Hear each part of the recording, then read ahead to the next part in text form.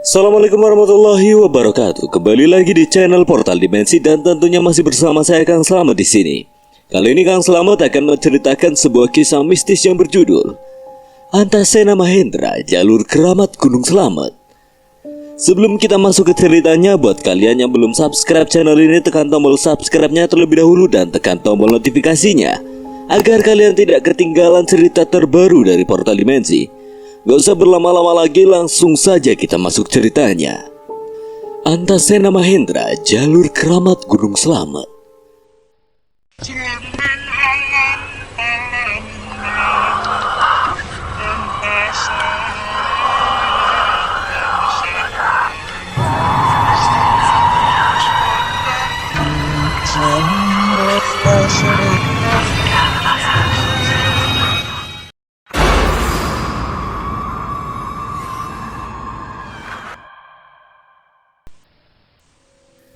Pada satu pagi yang cerah, dua orang pendaki bernama Gareng dan Cokro memulai perjalanan pendakian mereka di Gunung Slamet. Mereka adalah murid dari satu padepokan yang terkenal dengan ilmu kebatinan. Keduanya diberi misi oleh guru besar padepokan untuk mencari pusaka batu yang tersembunyi di Gunung Slamet. Pusaka batu tersebut konon memiliki kekuatan magis yang luar biasa. Dengan rasa percaya diri dan sudah membekali diri dengan ilmu batin yang sudah dipelajari dari padepokan, tanpa mempedulikan peringatan-peringatan yang pernah mereka dengar tentang kekuatan alam di Gunung Slamet, mereka berangkat dengan penuh keyakinan. Namun mereka tidak menyadari bahwa batu pusaka tersebut dijaga oleh makhluk halus yang tidak mudah untuk dilewati, yaitu sosok macan putih dan hitam yang memiliki kesaktian yang sangat tinggi. Tidak hanya kedua macan tersebut yang menjaga pusaka batu itu, tapi semua penghuni halus di Gunung Slamet juga menjaganya. Entah mengapa bisa seperti itu. Mungkin memang ada sesuatu yang spesial dari batu itu sehingga membuat penghuni halus Gunung Slamet menjaganya. Jalur yang mereka lewati ini bukanlah jalur Gunung Slamet yang biasa dilewati pendaki. Bisa dibilang jalur tersebut adalah jalur ilegal, sebab tidak ada pendaki yang melewati jalur ini selain penduduk sekitar yang mencari kayu ataupun ingin melakukan ritual tertentu. Setibanya di gerbang hutan, mereka bertemu dengan seorang pria parubaya yang bernama Mbah Darmo. Beliau adalah sesepuh desa yang tinggal di lereng Gunung Slamet. Mbah Darmo juga orang yang menjaga jalur tersebut supaya tidak ada orang yang sembarangan naik ke atas. Apa tujuan kalian ke sini? Kami ingin mencari batu pusaka yang ada di gunung ini. Mbah Darmo dengan bijak mencoba untuk memperingatkan Gareng dan Cokro tentang bahaya yang mengintai mereka. Ia menjelaskan bahwa batu pusaka yang mereka cari itu memiliki kekuatan yang besar dan hanya bisa dimiliki oleh orang yang memang sudah ditakdirkan memilikinya. Namun kedua pendaki tersebut terlalu sombong dengan ilmu kanuragan dan ilmu bela diri yang mereka miliki, sehingga mereka tidak menghiraukan peringatan Mbah Darmo. Makhluk gaib, kami tidak takut. Kami sudah dibekali oleh guru kami dan siap menghadapi segala macam ancaman. Kalian tidak mengerti bahaya yang kalian hadapi. Batu pusaka itu dijaga oleh sosok macan putih dan hitam. Mereka memiliki kesaktian yang luar biasa. Tidak hanya itu saja, semua penghuni gaib di Gunung Slamet juga turut menjaga batu tersebut. Kami tidak akan mundur, Mbah.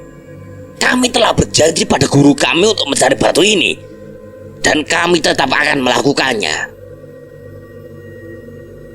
Kami menghormati peringatanmu, Mbah Darmo, tetapi kami yakin bisa mengatasi rintangan ini. Kami punya keberanian dan ilmu yang cukup untuk menghadapinya. Baiklah jika kalian bersikeras, tetapi ingatlah bahwa saya sudah memberi peringatan pada kalian berdua. Kami menghargai nasihatmu, Mbah Darmo. Tapi jika hanya itu rintangannya akan kami hadapi, kami yakin bisa melewatinya. Semoga kalian mendapatkan apa yang kalian cari. Tetapi ingatlah bahwa keinginan manusia bisa membawa malapetaka. Dengan penuh percaya diri, Gareng dan Cokro melanjutkan pendakian mereka. Mereka tidak takut dengan adanya makhluk halus yang dikatakan menjaga batu pusaka tersebut. Cokro dan Gareng terus mendaki Gunung Slamet dengan semangat yang tinggi. Mereka merasa yakin bahwa ilmu mereka akan melindungi mereka dari segala halangan yang ada. Namun mereka tidak menyadari bahwa Gunung Slamet menyimpan banyak misteri dan bahaya yang belum mereka ketahui. Saat semakin dalam memasuki hutan, kabut mulai menggumpal dan menyelimuti sekeliling mereka. Kabut tebal itu membuat mereka sulit melihat jalan yang mereka lewati. Namun dengan rasa percaya diri yang tinggi, mereka terus melangkah maju. Suara-suara aneh mulai terdengar di sekitar mereka. Suara gemuruh dan desisan yang menakutkan membuat bulu kuduk mereka merinding. Makhluk gaib yang akan menghadang mereka mulai muncul dan menghalangi perjalanan mereka. Entitas-entitas tersebut memiliki penampilan menyeramkan dan energi magis yang luar biasa. Semua sosok yang ada di sana mengerti dengan maksud mereka mendaki ke Gunung Slamet. Maka dari itu mereka semua hadir untuk menghadang Cokro dan Gareng. Kini mereka berdua terkepung oleh berbagai makhluk yang ada di sana. Siluet-siluet bayangan terus berdatangan dari dalam kabut. Cokro dan Gareng tersadar bahwa mereka terjebak dalam situasi yang semakin berbahaya. Makhluk-makhluk halus terus menghampiri mereka dari segala arah, membuat mereka semakin terkepung. Suasana semakin mencekam dan tegang. Cokro, ada yang tidak beres. Tenang, kuasai rasa takutmu. Ingat kata guru, kita harus yakin bisa melewatinya. Cokro dan Gareng saling membelakangi, tangan mereka terkatup. Mulutnya berkomat-kamit seperti sedang membaca mantra. Samar aura hitam mulai muncul dari tubuh mereka. Makhluk-makhluk gaib tersebut berhenti menghampiri mereka seolah merasa terancam oleh aura hitam yang muncul dari Cokro dan Gareng.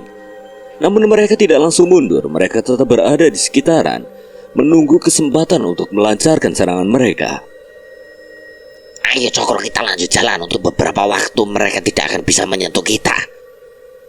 Kabut yang tebal semakin membuat perjalanan mereka semakin sulit. Mereka kesulitan melihat jalan yang mereka lewati. Kabut yang mencekam tersebut membuat mereka merasa terjebak dalam dunia antabrata. Namun meskipun begitu, Gareng dan Cokro tetap bersikeras untuk mencari batu pusaka tersebut. Mereka tidak ingin menyerah begitu saja. Bagi mereka, tugas yang sudah diberikan gurunya harus benar-benar mereka selesaikan. Mereka terus melangkah maju menembus kabut tebal yang mengelilingi seluruh penjuru hutan ini. Semakin melangkah maju, aura intimidasi semakin begitu terasa. Namun auranya melebihi sosok-sosok yang sebelumnya mereka lewati. Suara langkah kaki berdebam terdengar jelas dari arah depan jalur yang mereka lewati. Cokro dan Gareng berhenti melangkah. Mereka menatap ke arah depan di mana suara tersebut berasal. Cokro, yang ada di depan bukan makhluk sembarangan. Iya, Reng. Mereka mencoba melakukan hal yang sama dengan yang mereka lakukan tadi sewaktu melewati gerombolan demit. Aura hitam mulai menyelimuti seluruh tubuh mereka. Cokro dan Gareng siap menghadapi sosok yang akan muncul di depan mereka. Perlahan dari balik kabut terlihat sebuah siluet hitam besar dengan mata merah menyala. Sosok hitam besar itu semakin mendekat. Langkah kakinya berat dan kuat. Cokro dan Gareng bisa merasakan kekuatan yang luar biasa dari sosok tersebut. Namun mereka tidak gentar. Kini makhluk berbulu bermata merah setinggi 10 meter terpampang di hadapan mereka berdua. Taring yang mencuat dari mulutnya membawa hawa intimidasi yang siap mengoyak apapun di hadapannya.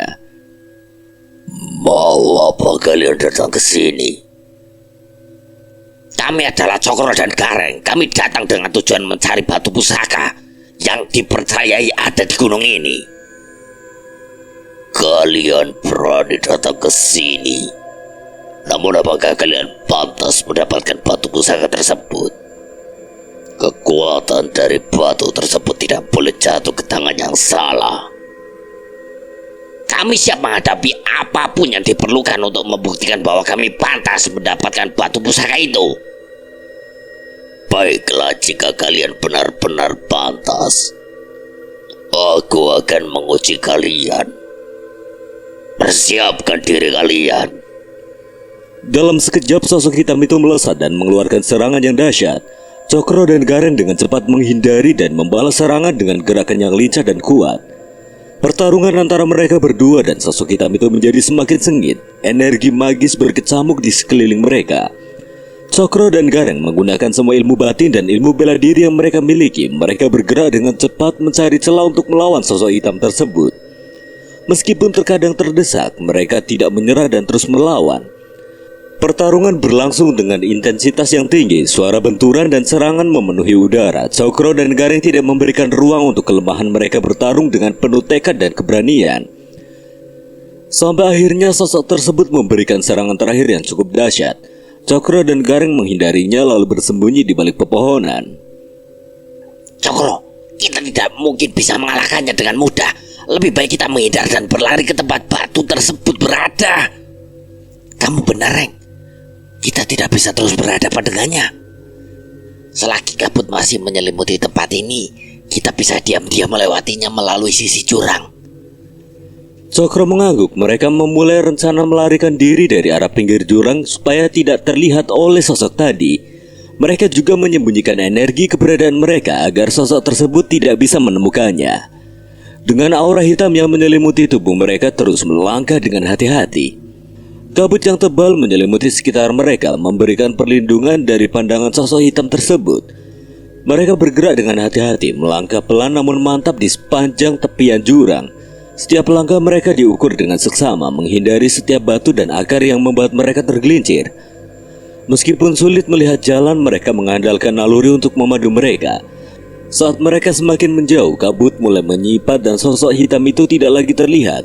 Cokro dan Gareng merasa lega, namun mereka tidak mengendurkan kewaspadaan. Mereka terus melanjutkan perjalanan dengan hati-hati, menuju tempat di mana batu pusaka itu diyakini berada. Setelah melewati perjalanan yang sulit dan penuh tantangan, akhirnya mereka tiba di tempat yang mereka cari. Di tengah hutan yang lebat terdapat sebuah gua yang tersembunyi di balik semak-semak.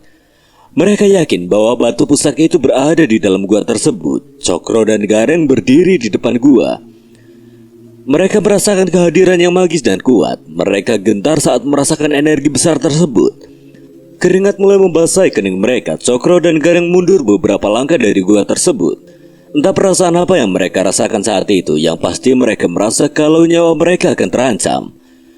Dua buah cahaya muncul dari arah hutan sebelah kiri. Disusul dua buah cahaya lagi muncul dari dalam gua. Mereka merasakan energi intimidasi yang besar dari sosok tersebut. Mereka terus melangkah mundur sedikit menjauh dari gua tersebut. Cokro dan Gareng saling pandang, merasa takut dan bingung dengan keadaan yang mereka hadapi. Energi intimidasi yang mereka rasakan semakin kuat, membuat mereka merasa terjepit di antara dua kekuatan yang tidak terduga. Sialan, siapa sebenarnya mereka? Energinya bahkan melampaui aura yang dipancarkan oleh guru. Saat mereka terus melangkah mundur, cahaya dari hutan dan gua semakin mendekat. Ketika cahaya tersebut semakin jelas, Cokro dan Gareng terkejut melihat dua sosok yang muncul dari arah masing-masing. Itu sosok yang dimaksud Mbak Darmo, Reng. Kita tidak mungkin bisa menghadapinya. Makhluk itu lebih kuat dari yang sebelumnya. Terus sekarang bagaimana, Reng? Mereka semakin panik saat sosok macan putih dan hitam muncul dari kegelapan. Dua sosok tersebut adalah sosok yang dikatakan oleh Mbak Darmo sebelumnya. Cokro dan Gareng merasa ketakutan melihat sosok-sosok yang muncul di hadapan mereka. Makhluk-makhluk itu tampak lebih kuat dan menakutkan daripada yang mereka hadapi sebelumnya. Mereka tidak tahu apa yang harus dilakukan dalam situasi ini. Namun karena sudah berjanji pada gurunya untuk mendapatkan batu tersebut, Gareng berhenti bergerak dan berencana akan menghadapinya. Gareng tidak menghiraukan kalau ini mungkin akan membahayakan nyawanya. Dia mengambil kuda-kuda seolah siap untuk berhadapan dengan sosok tersebut. Reng, kamu gila apa? Kita tidak akan bisa berhadapan dengannya. Aku akan menghadapinya walau harus mengorbankan nyawaku. Enggak, Reng, jangan gegabah. Kita masih bisa mengambil pusaka itu lain kali. Cokro merasa panik dan cemas melihat Gareng yang nekat menghadapi sosok-sosok macan tersebut. Ia berusaha meyakinkan Gareng untuk tidak melakukannya, namun Gareng tetap teguh pada keputusannya. Dengan hati yang berdebar kencang, Cokro melihat Gareng mengambil posisi siap berhadapan dengan sosok-sosok macan tersebut. Ia merasa takut akan nasib temannya yang mungkin berada dalam bahaya. Sosok-sosok macan itu mengamati Gareng dengan tatapan tajam dan mengancam tanpa ragu. Gareng mengambil posisi siap bertarung. Ia memusatkan energi dan mengeluarkan jurus-jurus bela diri yang ia kuasai. Namun sosok-sosok macan gaib itu lebih tangguh dari yang mereka perkirakan. Pertarungan pun tidak bisa dihindari. Gareng berusaha dengan sekuat tenaga melawan kedua macan tersebut. Namun kekuatan dan kecepatan sosok-sosok macan itu membuat Gareng kesulitan untuk mengimbangi serangan mereka. Dalam usaha untuk melindungi diri, Gareng melompat dan menghindari serangan cakar yang dilancarkan oleh salah satu macan. Namun macan yang lain berhasil menyerang dari belakang dan menggoreskan cakarnya di sekujur tubuh Gareng. Gareng merasakan rasa sakit yang menusuk dan luka-luka yang terbentuk di sekujur tubuhnya. Ia merasa kehilangan energi dan kekuatannya yang semakin melemah, tetapi ia tetap bertahan dan melawan dengan gigih. Dalam momen yang kritis, Gareng berusaha untuk melancarkan serangan terakhir. Namun sosok macan gaib itu lebih dulu menyerang dengan cakarnya yang tajam dan mengenai mata sebelah kiri Gareng. Rasa sakit yang luar biasa melanda Gareng dan ia merasakan penglihatannya memudar. Ia tersungkur ke tanah, berjuang untuk tetap sadar meskipun luka-lukanya begitu parah. Cokro melihat temannya yang terluka parah dan jatuh ke tanah. Ia merasa panik dan cemas, namun ia tetap berusaha untuk melindungi diri dan membantu Gareng. Dengan keberanian dan kekuatan yang tersisa, Cokro melancarkan serangan untuk mengalihkan perhatian sosok-sosok macan tersebut. Dengan cepat Cokro mengambil tubuh Gareng yang sudah tidak sadarkan diri dan berlumuran darah. Ia terus berlari turun untuk menyelamatkan diri. Jika dilanjutkan, nyawa Gareng tidak akan bisa diselamatkan. Cokro membawa Gareng yang terluka kembali ke tempat pertemuan dengan Badarmo. Dengan hati yang berat, Cokro berharap Badarmo dapat memberikan pertolongan pada Gareng yang terluka parah. Sesampainya di sana, Badarmo melihat kedatangan Cokro dan Gareng dengan tatapan serius. Ia diam tanpa mengeluarkan sepatah kata pun. Cokro merasa khawatir dan gelisah. Ia tidak tahu apa yang akan terjadi selanjutnya. Tanpa mengucapkan sepatah kata pun, Badarmo mengarahkan pandangannya pada Gareng yang terluka. Ia memperhatikan luka-luka yang dialami Gareng dengan seksama. Setelah beberapa saat, Badarmo akhirnya berbicara dengan suara yang tenang namun tegas. Kalian telah mengabaikan nasihat dan peringatan yang telah saya berikan. Maka inilah yang terjadi pada kalian sekarang. Tolong bantu kami, Badarmo. Ini adalah konsekuensi yang akan diterima. Maaf, saya tidak bisa membantu kalian. Kalian harus bisa belajar menghormati alam dan mengendalikan keinginan yang berlebihan. Kekuatan alam tidak bisa diremehkan, dan tindakan gegabah seperti yang kalian lakukan hanya akan membawa bencana. Cokro membawa Gareng yang terluka kembali ke padepokan untuk mendapatkan pertolongan dari gurunya. Ia merasa sedikit kesal dengan sikap Badarmo yang tidak memberikan bantuan. Namun ia tetap bertekad suatu hari akan kembali untuk mengambil batu tersebut dan mengalahkan dua macan yang menjaganya. Desa Kerajaan. Perjalanan hidup seringkali dipenuhi dengan takdir-takdir yang telah ditentukan sejak awal. Namun bagaimana kita melanjutkan perjalanan ini dan menerjang setiap halangan yang menghadang adalah pilihan yang kita miliki. Takdir adalah sebuah garis waktu yang terjalin dengan kehidupan kita, menghubungkan titik-titik penting yang membentuk perjalanan kita. Meskipun ada takdir yang sudah ditentukan, bukan berarti kita harus pasrah dan mengikuti alur yang telah digariskan. Kita memiliki kekuatan untuk melanjutkan perjalanan ini dengan penuh semangat dan tekad yang kuat. Menerjang setiap halangan yang menghadang adalah bagian tak terpisahkan dari perjalanan hidup kita. Halangan-halangan tersebut hadir untuk menguji kekuatan dan ketangguhan kita dalam menghadapinya. Kita harus memiliki keyakinan yang kuat bahwa kita mampu melewati segala rintangan dan mencapai tujuan yang telah ditentukan. Di sebuah desa terpencil yang terletak di pelosok Gunung Kidul, tepatnya di desa Kerajaan, aku, Aswan, dan Kuncoro sedang mempersiapkan diri untuk pendakian ke Gunung Slamet. Pagi itu sebelum memulai pendakian, kami memutuskan untuk melaksanakan pemanasan dengan berlari mengelilingi desa. Matahari baru mulai terbit dan udara masih segar. Kami berkumpul di depan rumah Simba yang juga sebagai titik awal pemanasan kami. Memang harus sepagi ini, Yosena? Ya iya, Coro. Kita harus pemanasan dulu. Gunung yang mau kita daki itu menyandang nama gunung tertinggi di Jawa Tengah. Jadi kita harus mempersiapkan fisik dengan maksimal. Tahu, kamu mau kita tinggali nanti di sana? Ya jangan ditinggal toh. Nah yo wes, malu pemanasan. Kami bertiga memulai pemanasan dengan semangat, berlari melintasi jalan-jalan desa yang masih sepi. Langkah-langkah kami menghasilkan suara yang bergema di udara pagi yang sejuk. Menikmati setiap hembusan angin yang menyegarkan dan keindahan alam pedesaan. Desaku ini dihiasi dengan keindahan alam yang memukau, perbukitan hijau dan sawah-sawah luas yang membentang di sekeliling desa. Rumah-rumah penduduk yang terbuat dari bambu dan batu memberikan kesan tradisional yang kental. Ketika aku, Aswan, dan Kuncoro melewati rumah-rumah penduduk, kami menyapa warga dengan ramah dan tersenyum. Warga desa pun dengan hangat merespon teguran sapa kami. Beberapa orang bahkan berhenti sejenak dari aktivitas mereka dan mengajak berbincang. Atmosfer desa yang ramah dan hangat membuatku semakin termotivasi dan bersemangat. Selain berinteraksi dengan warga, aku juga menikmati keindahan alam pedesaan. Melewati persawahan yang hijau dan ladang-ladang yang subur, burung-burung berkicau riang dan angin sepoi-sepoi menerpa wajah kami. Suasana damai dan tenang menghiasi setiap langkah, seakan memberikan energi positif untuk perjalanan mendaki yang akan datang. Ketika berlari melalui lorong-lorong desa, aku terpesona oleh arsitektur tradisional dan seni ukir yang menghiasi rumah-rumah penduduk. Aku berhenti sejenak untuk mengagumi keindahan tersebut, mengambil foto dan berdiskusi tentang kekayaan budaya yang ada di desa kerajaan.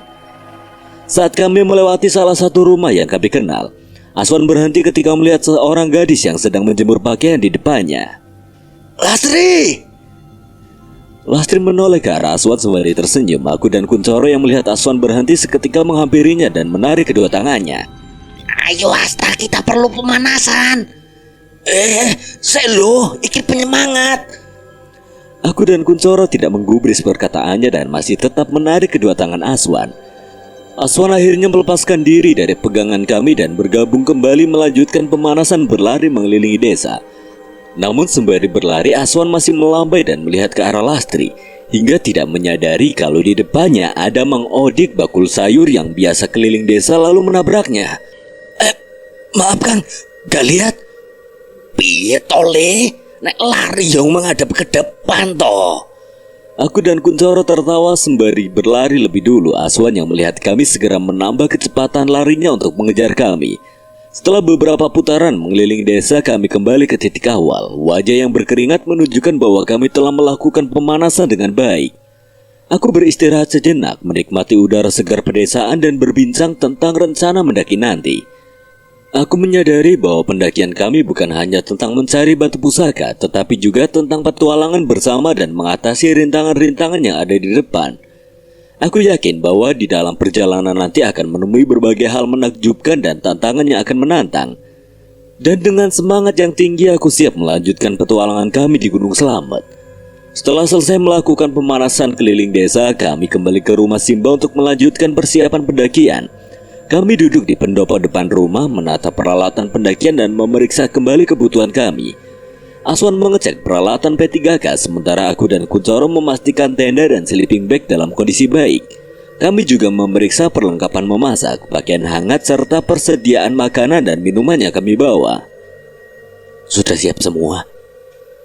Sudah siap, tinggal nunggu kedatangan Reza. Kami duduk bersama di pendopo mengobrol dan menikmati segelas teh hangat. Kami mengulas kembali berbagai cerita tentang pendakian sebelumnya, saling memberikan tips dan saran satu sama lain. Dari dalam rumah, Simba menghampiri kami di pendopo. Kurasa Simba ingin memberi sedikit ujangan pada kami. Sontak aku dan Aswan mengambil posisi duduk sila menghadap Simba. Kalian ngapain toh? Loh, kami sudah siap mendengarkan ujangan dari Simba. Sopo sing ngarep ngei wejangan? Wong Simba mau ngudut di sini. Di teras ada Uti lagi ngobrol sama Surti. Jadi yo Simba ke sini. Tak kira mau ngasih wejangan, Bah. Kuncoro tertawa terbahak-bahak melihat ekspresi lucu kami, namun seketika berhenti dan terbatuk tatkala Simba melempar potongan ranting hingga masuk ke dalam mulutnya. Bar yo piye toh? Anak orang kesel gimana? Lah kowe guyu sampai mangap-mangap. Kini aku dan Aswan yang tertawa melihat ekspresi Kuncoro, namun kami tertawa sembari menutupi mulut agar tidak kejadian seperti Kuncoro. Suara klakson mobil menghentikan tawa kami. Mobil Avanza Geboy hitam sudah terparkir di depan gerbang. Seorang pria berdiri di depan gerbang sembari berteriak, Assalamualaikum, paket. Secara bersamaan kami menoleh ke arah gerbang. Sena, iku paket. Kamu aja Coro yang ambil. Yakin tak bawa pulang lo? Yo gak popo, buat kamu aja. Awas lo kalau diminta lagi. Kuncoro segera beranjak menuju depan gerbang untuk mengecek paket yang dia kira. Namun saat melirik ke arah depan gerbang, dirinya tidak melihat keberadaan orang yang tadi berteriak. Kuncoro mengeluarkan kepalanya dan celingukan mencari keberadaan orang tersebut, namun masih belum menemukannya. Hingga saat dirinya sedang memperhatikan mobil yang terparkir di luar, seseorang dari arah bawahnya melompat. Wah! Mereka berdua berteriak karena kaget saat saling tatap muka. Reza kaget karena wajah Kuncoro tertutup oleh rambutnya yang panjang. Sedangkan Kuncoro kaget karena Reza tiba-tiba melompat dari bawah dan berdiri di hadapannya. Jangkrik Coro, tak kira penampakan. Kamu juga tak kira setan, Zah, tiba-tiba lompat kayak gitu. Aku dan Aswan tertawa sembari memegangi perut karena melihat mereka yang saling kaget saat melihat rupa keduanya. Padahal mereka sudah beberapa kali bertemu tapi masih tetap saja kaget. Mungkin wajah keduanya memang sedikit menyeramkan, maka dari itu mereka saling kaget. Mereka berdua berjalan menghampiri kami yang sedang cengengesan. Simba memicikan matanya ke arah mereka berdua. Saat mereka sudah di pendopo, Reza menyalami Simba. Assalamualaikum Mbak Aryo. Simba masih memperhatikan Reza dan Kuncoro. Ia seperti sedang memikirkan sesuatu. Tidak lama setelahnya, dengan masih memainkan jenggotnya, Simba berucap, Kalian kalau diperhatikan kok yo mirip. Kuncoro dan Reza saling pandang. Mereka saling melempar wajah datar dan saling memperhatikan dari atas hingga bawah. Yo beda toh Mbah, masa aku disamain sama dia? Yo Mbah, beda. Aku lebih ganteng dari dia Mbah. Ibarat manuk, aku kutilang, sedangkan Coro perkutut Mbah. Lagi-lagi aku dan Aswan tidak bisa menahan tawa saat Reza menyamakan dirinya dan Kuncoro sebagai manuk. Bahkan Simba pun sampai tertawa juga, sedangkan Kuncoro dan Reza masih saling debat. Wes bodoh-bodoh manuk, jangan saling berdebat. Kita siap-siap aja, udah jam 9. Kami merapikan peralatan pendakian dan memasukkannya ke dalam mobil. Kami berpamitan pada Simba yang berdiri di depan gerbang. Simba tersenyum dan memberikan kami doa serta nasihat terakhir sebelum kami memulai pendakian. Tetaplah berhati-hati dan saling menjaga. Ojo lali untuk selalu menghormati alam dan berdoa sebelum memulai setiap langkah. Semoga kalian berhasil menemukan batu itu. Nggih Mbah, kalau gitu saya nadanya lainnya pamit ya Mbah. Dengan hati yang penuh semangat kami naik ke dalam mobil dan memulai perjalanan menuju Gunung Selamat. Perjalanan kami menuju base camp di Gunung Selamat penuh dengan canda tawa dan obrolan. Kami saling berbagi cerita serta mempersiapkan mental kami untuk menghadapi perjalanan yang menantang. Kamu yakin Tra kita mau lewat jalur itu? Iya Wan, semalam aku seperti didatengin Eyang. Dia mengatakan kalau aku harus lewat jalur yang memang belum banyak orang lalui. Tapi jalur ini emang benar-benar jarang dilewati pendaki loh Tra. Bahkan peta jalurnya aja belum ada. Aku tahu Aswan ragu dengan jalur yang akan kami lalui ini, namun semalam aku seperti mendapatkan petunjuk mengenai jalur yang harus dilalui untuk mencari batu pusaka itu. Dan aku yakin kalau memang batu tersebut berada di sana. Memang jalur mana Dra yang mau kita lewatin? Duko Lewong Zah. Duko Lewong? Aku baru dengar Dra. Ya emang belum stenar jalur lainnya dan memang jarang ada yang melewati jalur itu. Jalurnya bisa dikatakan masih asri. Masih banyak pepohonan dan semak belukar yang menutupi jalur. Sedikit informasi saat pendakian itu, jalur Duku Liwung memang belum seperti sekarang. Bahkan jalur tersebut bisa dikatakan jalur ilegal. Memang jalur Duku Liwung belum begitu terkenal di kalangan pendaki. Namun semalam aku merasa seperti mendapat petunjuk dari Eyang bahwa jalur ini adalah jalur yang harus kami lewati untuk mencari batu pusaka yang kami cari.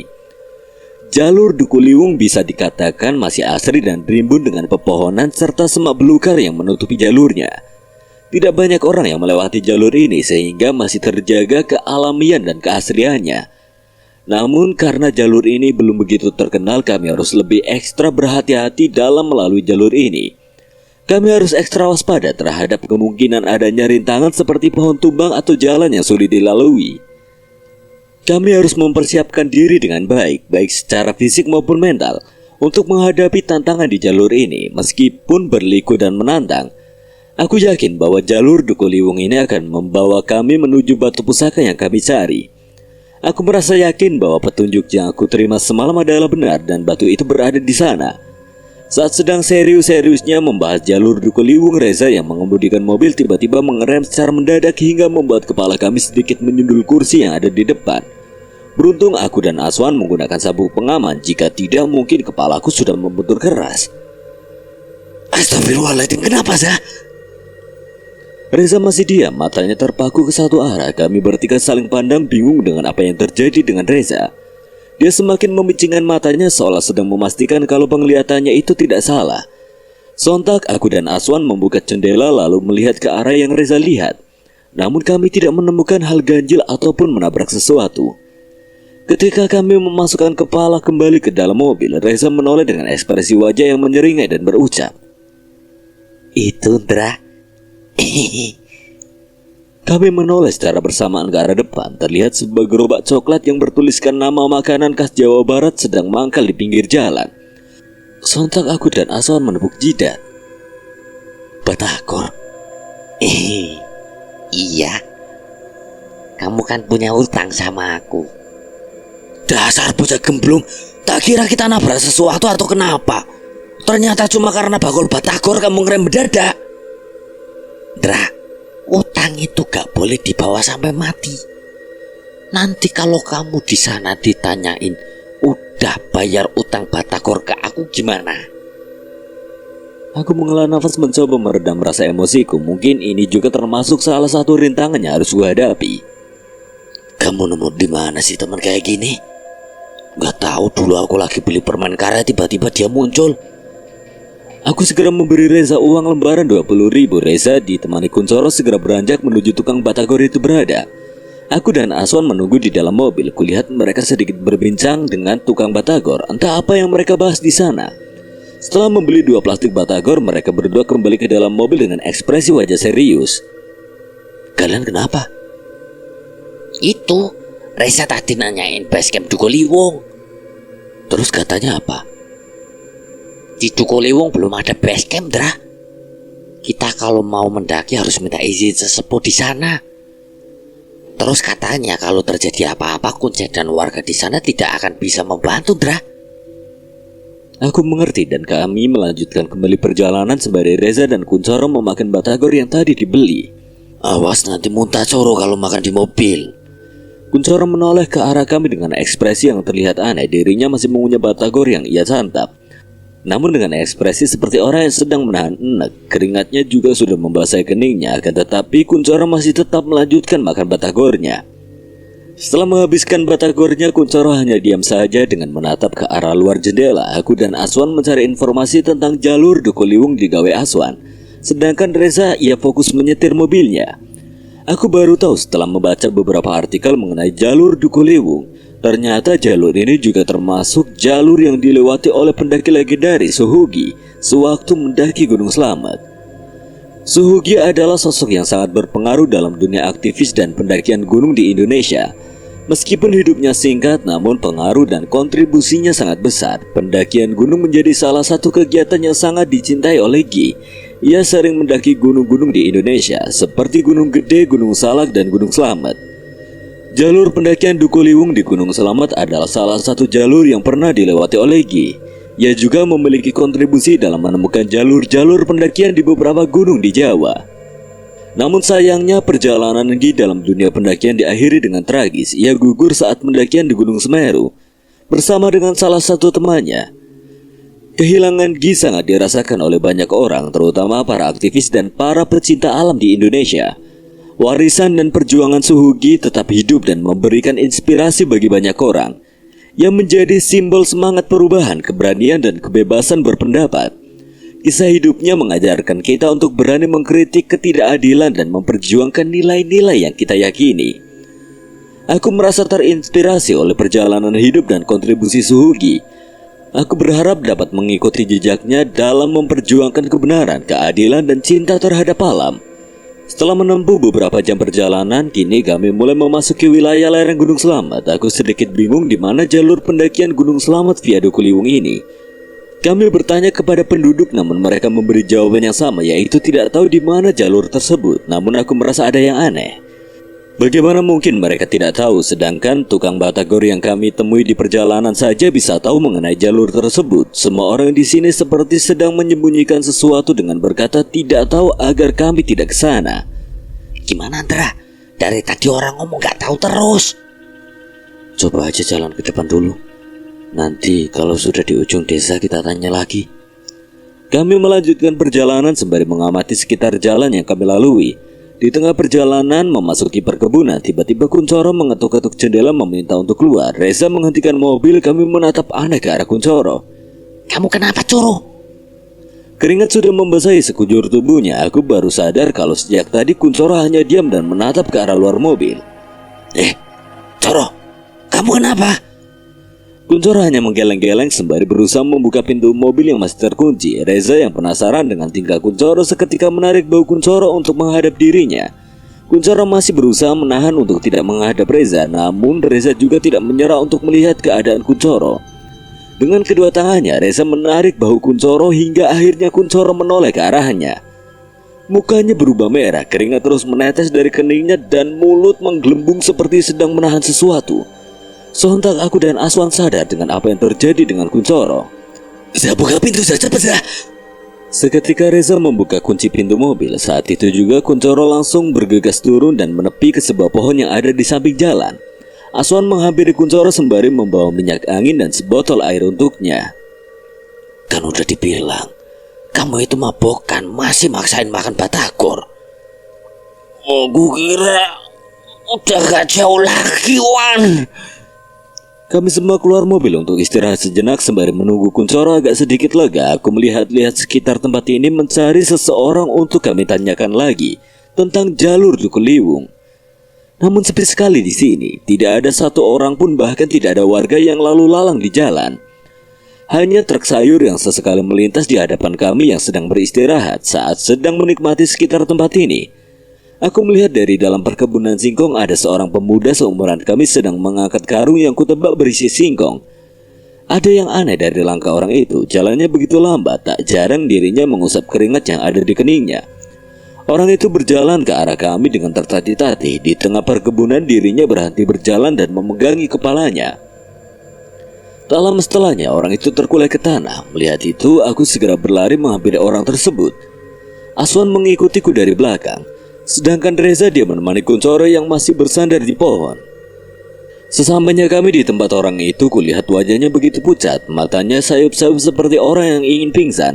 Namun saat melihat kedatangan kami, orang itu berusaha membuka matanya untuk melihat kami. Aku dan Aswan bekerja sama untuk menyadarkan orang itu ke pohon, lalu menanyakan keadaannya.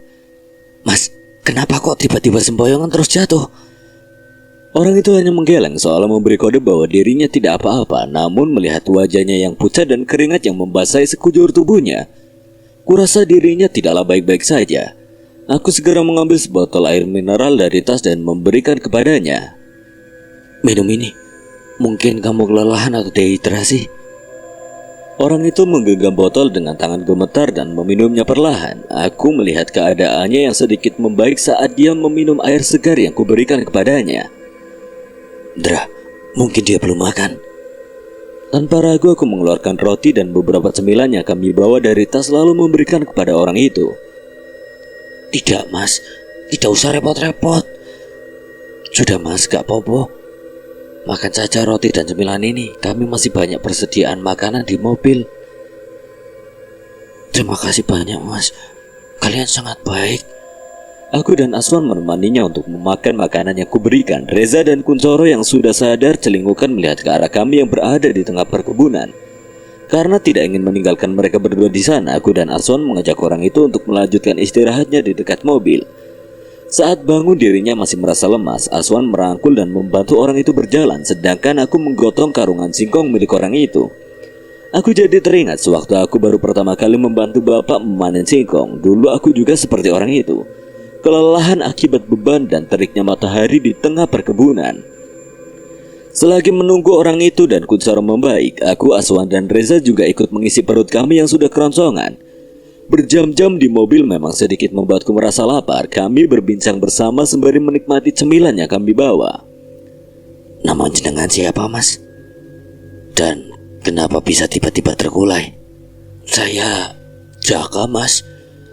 Tadi sewaktu berangkat saya belum sempat sarapan karena buru-buru. Jadinya lemes dan akhirnya sempoyongan. Pantes saja tiba-tiba jatuh, Mas. Lain kali sarapan dulu, Mas. Tubuh kita membutuhkan energi untuk beraktivitas. Iya, Mas. Lah, kalian dari mana dan ada apa kesini?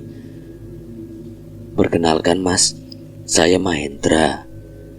Ini Aswan, Reza dan Kuncoro. Kami ingin mendaki Gunung Slamet, Mas.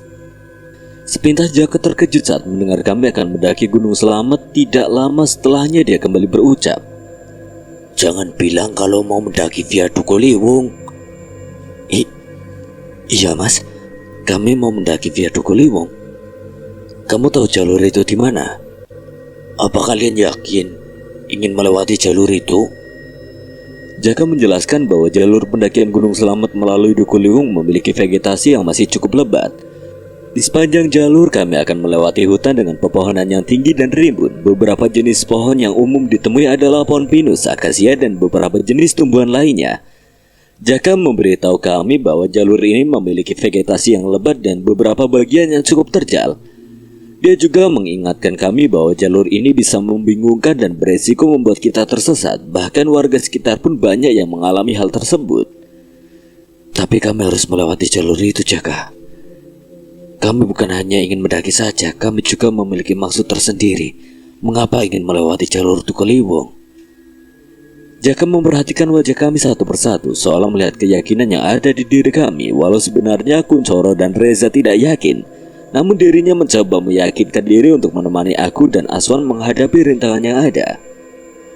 Kamu bisa beritahu kami di mana jalur itu berada? Aku tahu, tapi kalian harus bertemu dengan sesepuh di sini yang menjaga jalur tersebut dulu. Itu memang tujuan kami, Jaka. Kamu mau mengantar kami ke sana? Ya wislah, karena kalian sudah baik padaku, aku akan mengantar kalian ke rumah sesepuh di sini. Akhirnya kami memiliki titik terang setelah berputar-putar menanyakan kepada warga sekitar.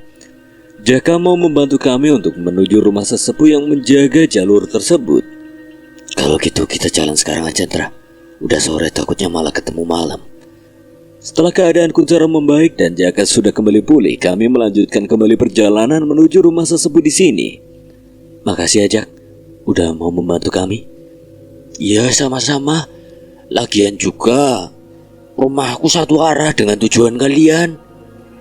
Di perjalanan kami melalui perkebunan dan melewati hutan yang rimbun dan beberapa tikungan yang membuat perjalanan terasa menarik dan misterius. Setelah melewati tikungan terakhir, kami tiba di sebuah rumah yang terasa sangat mistis dengan nuansa kejawen. Rumah itu tersembunyi di balik pepohonan dan terlihat seperti sebuah rumah tradisional Jawa kuno. Atapnya yang berbentuk limasan terlihat seperti menyatu dengan langit, menciptakan suasana yang magis dan memikat. Dinding rumah yang terbuat dari kayu tua dan berukir dengan detail yang rumit menambah kesan kejawen yang kental. Ini rumahnya. Ya, ayo masuk. Kami merasakan aura spiritual yang kuat begitu kami melangkah masuk ke dalam rumah tersebut. Suasana tenang dan damai terasa menyelimuti kami sejak langkah pertama kami di dalam rumah yang penuh dengan bau dupa yang harum. Di sekeliling rumah terdapat berbagai macam patung dan gambaran dewa-dewi Jawa yang dipercaya sebagai pelindung. Assalamualaikum, Mbah. Setelah Jaka mengetuk samar terdengar dari dalam rumah seperti seseorang yang berjalan mendekat. Tidak lama kemudian pintu mulai terbuka. Seorang pria parubaya yang cukup umur berdiri di hadapan kami. Pria parubaya yang berdiri di hadapan kami memiliki penampilan yang sangat khas seperti orang Jawa kejawen. Dia mengenakan pakaian tradisional Jawa bergaris lengkap dengan belangkon di kepalanya. Wajahnya tampak tegap dengan kulit yang keriput, menunjukkan tanda-tanda usia yang sudah begitu berumur. Namun ada sesuatu yang aneh dan menarik saat aku memandang wajahnya. Matanya terlihat begitu tajam dan penuh dengan kebijaksanaan yang dalam. Senyumannya yang tipis memberikan kesan misterius yang sulit untuk dijelaskan. Aku dapat merasakan getaran energi yang kuat saat bertatap muka dengannya, seolah-olah dirinya memiliki kekuatan spiritual yang luar biasa. Perasaan aneh dan tidak terduga meliputi diriku saat melihat pria tersebut. Ada campuran rasa takut, kagum, dan ketertarikan yang sulit untuk diungkapkan dengan kata-kata. Seolah-olah ada magnet yang menarik kami untuk mendekat dan mempelajari lebih lanjut tentang kebijaksanaan dan spiritualitas yang terpancar darinya. Dengan hati yang berdebar kami mengucapkan salam dan mencium tangan pria parubaya tersebut. Namun saat giliranku, entah mengapa ekspresi wajah kakek itu seketika berubah. Aku sendiri tidak tahu apa yang membuatnya sampai seperti itu. Setelah aku menyalaminya, kakek itu masih menatap ke arah tanganku yang terpasang cincin Pancasona. Mbah, ini anak-anak yang mau mendaki Gunung Selamet via Duku Liwung. Kakek itu menoleh ke arah Jaka dan memperhatikannya dari atas hingga ke bawah. Sekujur tubuh dan baju yang dikenakan Jaka sudah kotor akibat terjatuh. Jaka, kenapa kamu bisa sampai kotor seperti itu? Iya mbah, tadi Jaka tiba karena lemes. Terus ditolongin sama mereka dan kebetulan mereka juga mau ke sini, jadi sekalian Jaka aja ke rumah. Ya wes, kamu mandi dulu sana, biar Simba yang menjamu mereka. Tunggu, aku merasakan seperti ada yang aneh dari mereka berdua. Apa memang kakek ini sudah kenal dekat dengan Jaka, atau mungkin Jaka adalah... Maaf Jaka, aku cuma mau mastiin, sebenarnya kamu siapanya Simba ini? Oh iya, aku hampir lupa. Ini Simbaku, namanya Mbak Darmo. Dia sesepuh di sini. Aku dan yang lainnya saling pandang. Kami tidak menduga kalau ternyata Jaka adalah cucu dari sesepuh di sini. Ayo monggo masuk dulu, ngobrolnya di dalam saja. Mbak Darmo mengajak kami masuk ke dalam rumahnya dan menyuruh kami menunggu di ruang tamu, sedangkan Mbak Darmo ke belakang untuk membuatkan kami minum. Padahal kami sudah menolaknya, namun Mbak Darmo bersikeras ingin menjamu kami karena sudah membantu cucunya. Beberapa saat kemudian Mbak Darmo keluar bersama Jaka dan membawa nampan berisi 4 cangkir teh dan 1 piring jajan. Monggo silakan diminum dulu. Sama ini jajannya dimakan. Gak usah repot-repot Jaka, lagian juga kami... Biar kami aja yang nyemilin Jaka. Mereka malu-malu padahal pengen. Yuk gak Joro. Oh bener kata Reza. Kebetulan perutku lagi kosong setelah aku kuras tadi. Benar-benar tidak ada sopan santunnya dua anak ini. Jika soal makanan, mereka berdua seolah dibuat jadi lupa diri dan minim akhlak. Lagi-lagi aku dan Aswan yang harus menanggung malu pada Mbah Darmo dan Jaka. Mbah Darmo, Jaka maafin teman saya yo. Mereka memang seperti itu kalau soal makanan. Ora apa-apa Mas Indra. Lagian juga kan tadi kalian udah menolong saya. Mbah Darmo duduk di kursi. Entah ini cuma perasaanku atau memang benar Mbah Darmo memperhatikan cincin Pancasona. Beberapa kali bola matanya mengarah ke tanganku. Apa tujuan kalian mendaki melalui jalur ini? Seketika suasana menjadi hening. Kami saling pandang, sedikit terkejut dengan pertanyaan tiba-tiba dari Mbah Darmo. Namun aku merasa pasti dirinya sudah mengetahui tujuan kami melalui jalur ini. Sebelumnya, perkenalkan Mbah, namiku Mahendra, dan ini sepupu saya Aswan. Dua lagi namanya Kuncoro dan Reza. Sebenarnya kami memiliki maksud tersendiri mendaki Gunung Selamet melalui jalur ini, Mbah. Batu Ponco Biru. Iya, Mbah. Kami ingin mencari Batu Ponco Biru. Saya sudah menduga. Dari mana kalian tahu mengenai batu tersebut? Aku diam sejenak, kurasa tidak apa aku mengatakan tujuan mencari batu tersebut pada Mbah Darmo. Saya membutuhkan batu tersebut untuk memperkuat segel alas talangan, Mbah. Alas talangan? Memangnya ada apa, Mbah, dengan alas talangan? Sudah lama sekali Simba tidak mendengar nama itu. Mbah Darmo tahu tentang alas talangan? Dulu leluhur saya Ki Joyo Darmawongso dan beberapa orang lainnya membantu seorang pengembara untuk menyegel makhluk terkutuk di dalam alas talangan. Badarmo melanjutkan ceritanya dengan penuh misteri. Dia menjelaskan bahwa Alas Talangan adalah sebuah tempat yang memiliki kekuatan magis yang sangat kuat. Di dalamnya tersegel sebuah makhluk terkutuk yang memiliki kekuatan yang sangat berbahaya. Badarmo menjelaskan bahwa leluhurnya bersama dengan seorang pengembara dan beberapa orang lainnya melakukan penyegelan tersebut untuk melindungi orang-orang dari kekuatan jahat makhluk tersebut. Mereka menggunakan pusaka khusus yang memiliki energi magis untuk memperkuat segel tersebut. Namun seiring berjalannya waktu, cerita tentang Alas Talangan dan makhluk terkutuk itu menjadi legenda yang semakin pudar. Hanya sedikit orang yang masih mengingat dan percaya akan keberadaannya. Saya tidak tahu apa yang terjadi selama bertahun-tahun terakhir. Saya mendapat cerita itu dari kedua orang tua saya sewaktu saya masih kecil. Dulu saya menganggap cerita itu hanyalah dongeng penghibur. Kami semua terdiam terpukau mendengar cerita ini. Aku menyadari betapa besar tanggung jawab yang ada di pundak kami sekarang.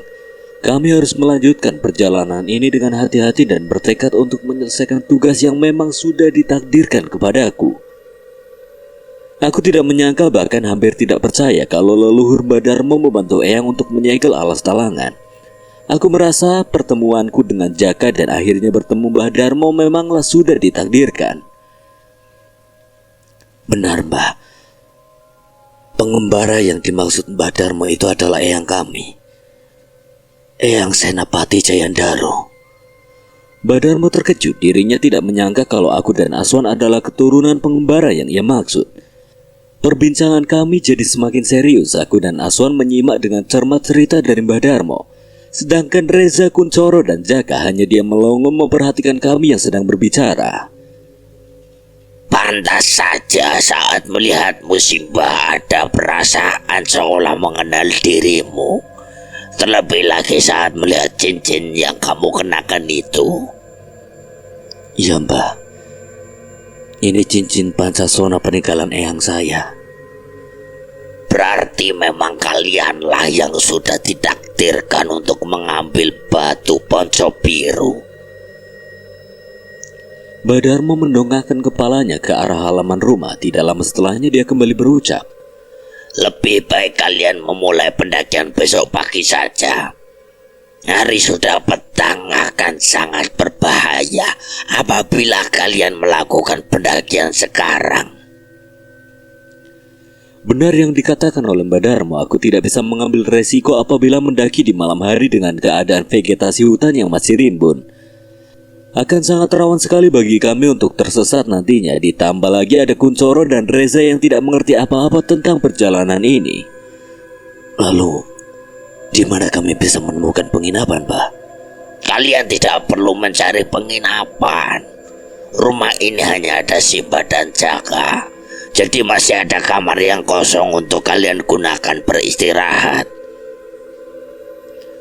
Apakah ngerepotin, Mbah? Ya jelas tidak, apalagi kamu adalah keturunan seorang teman leluhur saya. Kami saling pandang seolah saling meminta jawaban dari setiap orang. Semua orang saling mengangguk. Kami semua setuju dengan tawaran Badarmo. Kami tidak ingin mengambil resiko yang tidak perlu dan lebih baik memulai pendakian keesokan paginya. Kami berterima kasih kepada Badarmo karena sudah memperbolehkan kami untuk menginap di rumahnya. Jaga nanti kamar yang di belakang diberesin yo, supaya mereka bisa beristirahat. Iya, Mbah. Nanti Jaka rapikan kamarnya. Setelah perbincangannya tidak terduga ini, Jaka segera beranjak menuju kamar yang dimaksud Simbah. Sedangkan kami menunggu di teras sembari mengambil beberapa barang dari dalam mobil. Kami duduk di teras rumah Badarmo menatap keindahan alam di sekitar kami. Udara pegunungan yang sejuk dan segar membuat kami merasa tenang setelah perjalanan yang melelahkan. Kami saling berbagi cerita dan pengalaman sambil menikmati secangkir teh hangat yang disajikan oleh Badarmo. Badarmo duduk di antara kami, wajahnya penuh keramahan dan kebijaksanaan. Dia bercerita tentang pengalaman hidupnya menjadi sesepuh desa sini. Saya telah hidup di sini selama puluhan tahun, meneruskan tugas dari orang tua untuk menjaga jalur ini. Mbah Darmo menceritakan masa lalunya sewaktu belum menjadi sesepuh di sini. Ternyata sejak dulu secara turun-temurun keluarga Mbah Darmo memang menjaga jalur ini agar tidak ada yang naik dengan sembarangan. Selain itu, sejak leluhur Mbah Darmo menyelesaikan tugas bersama Eyang Sena, dirinya mendapatkan tugas lagi untuk menjaga batu panca biru yang disembunyikan Eyang Sena di Gunung Selamet. Pada saat itu Eyang Sena juga menitipkan pesan kepada Ki Jaya kalau suatu hari nanti akan ada darah keturunannya yang berkunjung untuk mengambil batu panca biru. Sampai waktunya tiba, sejak saat itu Ki Jaya selalu memberi perintah pada keturunannya untuk melanjutkan tugasnya itu.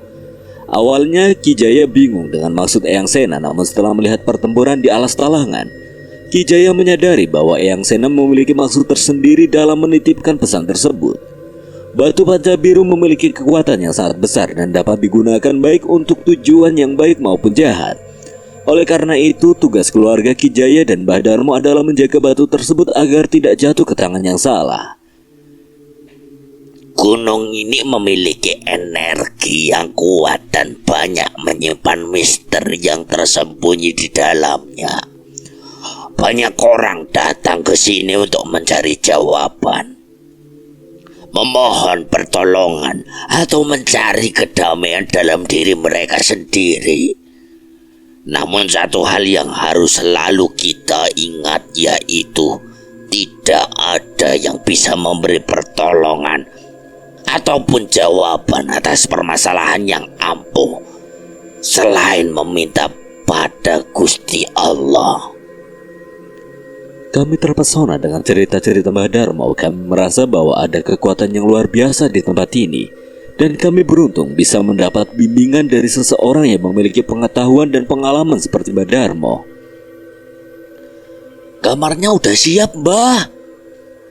Ya wes, Sena, kalian bersih-bersih dulu. Si Mbah mau keluar sebentar. Kami mengiyakan perintah Simba dan segera membawa beberapa barang yang sudah kami keluarkan dari mobil ke dalam kamar yang disediakan oleh Mbah Darmo. Malam harinya setelah membersihkan diri, kami kumpul kembali di ruang tamu. Kulihat Mbah Darmo dan Jaka sedang menggelar karpet lalu menaruh beberapa wadah berisi makanan yang terlihat sangat nikmat. Ayo semuanya kita makan dulu. Wah, widih, kayaknya enak ini.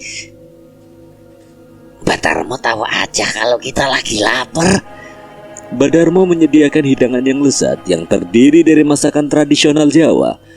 Kami menikmati makan malam dengan penuh kebersamaan dan rasa syukur. Kami merasa bahwa kami telah menemukan keluarga baru di tempat ini. Dengan Mbah Darmo sebagai kepala keluarga yang bijaksana, setelah makan malam kami beristirahat dengan nyaman di kamar yang disediakan. Kami merasa optimis dan penuh semangat untuk melanjutkan pendakian keesokan paginya. Kami tidur berempat di kasur yang cukup lebar. Seperti biasa, Aswan berada di sampingku. Dirinya menyekat antara kami dengan Kuncoro dan Reza menggunakan bantal guling. Malam ini entah mengapa hawa terasa begitu panas, padahal sudah ada kipas dan kami sedang berada di ketinggian. Aku kembali bangun karena tidak bisa tidur dan mencoba mencari angin dengan keluar rumah. Sedangkan mereka bertiga sudah tertidur pulas, mungkin karena kelelahan setelah menempuh perjalanan yang lumayan jauh. Saat aku sedang berjalan menuju keluar untuk mencari angin, samar-samar aku seperti mendengar seseorang yang sedang berbincang di luar. Kulihat pintu rumah juga sudah terbuka. Ku coba mengintip dari jendela memastikan siapa yang berbincang malam-malam begini. Mbah Darmo dan Jaka lagi ngobrol sama siapa itu ya? Di luar, Mbah Darmo dan Jaka sedang berbincang dengan dua orang. Penampilannya seperti seorang murid padepokan. Aku masih belum dapat melihat dengan jelas wajah kedua orang yang berbincang dengan Mbah Darmo. Perbincangan mereka semakin serius, bahkan salah satu dari mereka sampai mendorong Jaka, lalu memasang kuda-kuda siap menyerang, sedangkan pria yang satunya ingin menyerang Mbah Darmo, namun Jaka menghalanginya, hingga serangan tersebut mengenai dirinya. Mbah Darmo dan Jaka berusaha mempertahankan diri, tetapi tampaknya mereka kewalahan dengan serangan kedua orang tersebut. Ketika Jaka dan Mbah Darmo lengah karena saling mengkhawatirkan satu sama lain, satu orang yang menyerang Mbah Darmo melompat dan bersiap menendang Mbah Darmo. Tanpa berpikir panjang, aku berlari dan menghadang serangan yang diarahkan ke Mbah Darmo. Sontak kedua orang itu terkejut dengan kedatanganku. Jangan berani-beraninya melawan orang tua. Kini aku dapat melihat dengan jelas wajah mereka berdua, tapi hanya satu orang yang membuatku menatap tajam saat melihatnya. Di mata orang itu ada bekas seperti luka baret, aura hitam yang pekat terpancar dari dalam tubuhnya. Siapa kau bocah tengik, berani sekali kau melawan kami? Kau tidak perlu tahu siapa aku. Yang pasti, aku tidak akan membiarkan kalian menyerang Jaka. Baiklah kalau begitu, terima ini. Ketika orang yang memiliki bekas luka di matanya ingin menyerang, teman yang satunya menarik tangan orang itu dan menyuruh dirinya untuk melanjutkan perkelahian ini. Sudah cukup, Reng. Ingat kata guru, kita harus menghemat tenaga untuk berhadapan dengan macan yang sudah membuat luka di matamu. Orang itu mendengus kesal, namun dirinya masih menuruti perkataan temannya itu. Dengan wajah yang masih kesal, mereka segera beranjak pergi dari rumah Mbah Darmo. Kali ini kau beruntung. Jika bertemu denganku lagi, akan kau habisi kau. Setelah mereka pergi, aku berbalik untuk melihat keadaan Mbah Darmo dan Jaka. Beruntung Aswan masih tertidur pulas. Jika tidak, mungkin permasalahan ini akan jadi panjang. Kalian gak apa-apa, Mbah? Jaka? Kami gak apa-apa, Dra. Untung ada kamu. Jika tidak, kami berdua sudah terkena serangan fatal dari orang itu. Kami kembali ke teras rumah untuk berdiskusi tentang kejadian tadi. Dan aku mencoba mencari tahu siapa sebenarnya orang-orang itu dan apa yang mereka cari. Aku merasa bahwa ada hubungan antara kejadian ini dengan tugas kami untuk menjaga Batu Panca Biru. Sebenarnya mereka itu siapa, Mbah? Mereka adalah Cokro dan Gareng dari Padepokan Surogeni. Surogeni? Iya, Le. Mereka diutus untuk mengambil pusaka Ponco Biru di gunung ini. Benar dugaanku, orang itu pasti ada hubungannya dengan batu pusaka yang sedang kucari. Tapi untuk apa mereka mencarinya? Dan mengapa mereka malah menyerang Mbah Darmo dan Jaka? Lalu kenapa mereka menyerang Mbah Darmo? Mungkin karena dendam. Dendam? Iya, dendam. Mbah Darmo malah bercerita tentang awal permasalahan dengan Cokro dan Gareng yang terjadi 5 tahun yang lalu. Pada satu waktu Cokro dan Gareng datang ke desa ini dengan niat yang kuat untuk mencari batu Ponco Biru yang terletak di Gunung Selamat. Meskipun sudah diberi peringatan dan larangan oleh Mbah Darmo untuk mengurungkan niat mereka, kedua orang itu tetap bertekad melanjutkan pendakian mereka. Mereka merasa terlalu yakin dengan ilmu yang telah mereka pelajari di Padepokan, sehingga mengabaikan nasihat dan peringatan yang diberikan oleh Mbah Darmo. Pada saat itu Mbah Darmo sudah melarang mereka supaya mengurungkan niatnya mencari batu tersebut, bukan tanpa sebab. Itu semua karena batu tersebut dijaga oleh 2 macan gaib yang memang diperintahkan untuk menjaga batu tersebut sampai orang yang sudah ditakdirkan datang mengambilnya. Ketika Cokro dan Gareng nekat mendaki gunung untuk mencari batu Panca Biru tersebut, Mbah Darmo sudah menegaskan bahwa jika terjadi sesuatu pada mereka, ia tidak akan membantu. Ia telah mengingatkan mereka tentang konsekuensi yang akan mereka hadapi jika tetap melanggar larangan tersebut. Namun Cokro dan Gareng tetap mengabaikan peringatan itu dan melanjutkan perjalanan mereka dengan penuh keyakinan. Setelahnya, Mbah Darmo tidak begitu mengerti dengan apa yang terjadi pada mereka di atas, namun melihat satu orang yang bernama Gareng penuh dengan luka cakaran. Mbah Darmo langsung mengerti dari mana luka tersebut ia dapatkan. Bahkan di bagian mata sebelah kirinya juga ada bekas luka cakar yang cukup dalam. Cokro yang menggendong Gareng turun dari gunung sempat meminta bantuan kepada Mbah Darmo, namun Mbah Darmo menolak untuk membantu mereka. Menurutnya itu adalah konsekuensi yang harus diterima oleh Gareng dan Cokro. Dengan wajah yang kesal, akhirnya Cokro membawa Gareng kembali ke padepokan mereka untuk meminta pertolongan dari gurunya. Mungkin itu yang membuat mereka dendam kepadaku. Aku dan Jaka mendengarkan cerita yang dijelaskan Simba mengenai Gareng dan Cokro. Bahkan Jaka yang tidak lain adalah cucu Mbah Darmo sendiri tidak mengetahui cerita ini. Apa mereka kesini hanya untuk membalas dendam itu, Mbah? Tidak, tujuan mereka datang kembali juga untuk mencoba mengambil batu itu lagi. Tapi bukankah mereka tahu kalau kekuatan mereka bukan apa-apa dibandingkan 2 macan yang menjaga batu itu? Lalu bagaimana mereka bisa sepercaya diri itu untuk mencoba mengambilnya kembali? Tidak, Jaka. Kali ini mereka terlihat berbeda.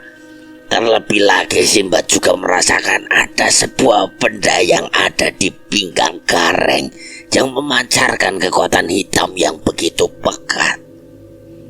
Benda yang terbungkus kain lusuh itu ya, Mbah?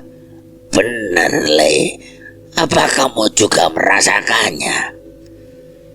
Iya, Mbah. Kebetulan aku juga bisa merasakannya.